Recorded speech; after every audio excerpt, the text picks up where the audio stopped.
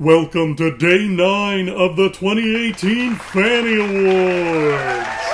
Hello, party people, and hello, quiet, stay-at-home book people. Hello, every kind of people. It's me, Andrew Fantasia. Welcome to day 9 of the 2018 Fannie Awards. This is the second last day already. Holy crap, time's flying away. So today, as you know, we're giving out my number 2 favorite film of the year, and we're also giving out the award for the most disappointing film of the year. That's going to be a little bit awkward, to say the least. But first things first, let's talk about the good stuff. Let's talk about my second favorite film. What was it? This was a film that surprised me with its trailer, then surprised me with its release and its story and everything about it, right up to the last frame of the film. Everything was surprising and impressive, and that is a very hard combination to pull off. Usually a film is one or the other, but not this one. This one did it both. This one knocked every ball out of the park, and I'm so happy to announce to you today that my number 2 film of 2018 is none other than A Quiet Place. As a person who's written a fair share of scripts myself, I have a basic understanding of just how complicated they can be. One of the smoothest ways to transition a screenplay from one scene to the next is, of course, dialogue. But what happens when your movie has very little of that? What happens when you have to tell your story with visuals and sounds rather than words? In the hands of a lesser writer, you might end up with a mess. In the hands of Scott Beck, John Krasinski, and Brian Woods, you get my second favorite movie of 2018. A Quiet Place pushed the boundaries of horror into exciting, uncharted waters. It had a fantastic premise, not to mention the fact that the tight screenplay said everything it needed to say using only 6 characters and 3 scenes. That is some crazy good writing. Like, so good I'm jealous. A Quiet Place already feels like one of those movies that film school professors will be wheeling out for the next few decades to show their students. Watch this, the professors will say. Take notes on what they did here, and afterwards let's discuss it. It's one of those rare films that pleases both markets. People looking for a simple splash of entertainment, and people looking for something more intellectually stimulating than a handful of gunfights and car chases. It succeeds on both fronts. And considering plans are already underway for a second film set in this brilliant universe, it's also succeeded at a third, even rarer thing. Bringing a possible new franchise to the table. A franchise with the potential to keep delighting moviegoers for years to come. Yeah, Quiet Place is one of those movies that's going to sweep a lot of awards this award season. Not just Fannie's, it's going to have a whole bunch of other trophies to put onto its shelf. So congratulations, A Quiet Place. You were an excellent movie. But you know what wasn't an excellent movie? I'll give you an example. In fact, I'll give you 5 examples. Because the time has come, the walrus said, to talk of many things. One of those things being, which movies in the year of 2018 did not live up to what they promised. These are the nominees for the most disappointing films of the year. Brace yourselves.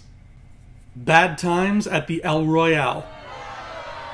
The Cloverfield Paradox. Hotel Artemis. Overlord. A Wrinkle in Time.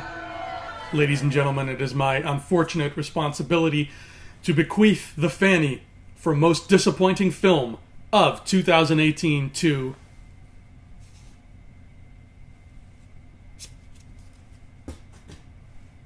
The Cloverfield Paradox.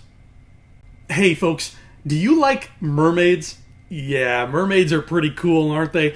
And there aren't a whole lot of movies out there about mermaids either, until now. I just made an exciting film called The Mermaid Paradox, and it's gonna be awesome. You mermaid fans are in for a real treat. What's the movie about? Well, it's about an ocean liner that hits an iceberg and slowly sinks. And a bunch of people on board have to try to survive and get to safety as the ship breaks apart around them. It'll be a big action extravaganza, windows shattering, floors tilting, water gushing all around, crazy stuff. But wait, where did the iceberg come from, you ask? Well, turns out the iceberg wasn't there naturally. It was actually warped into the ship's path from an alternate universe. The ship will even travel through a rift into this alternate universe at one point, but since water looks the same no matter what, you visually won't be able to tell the difference at all. Doesn't that sound exciting?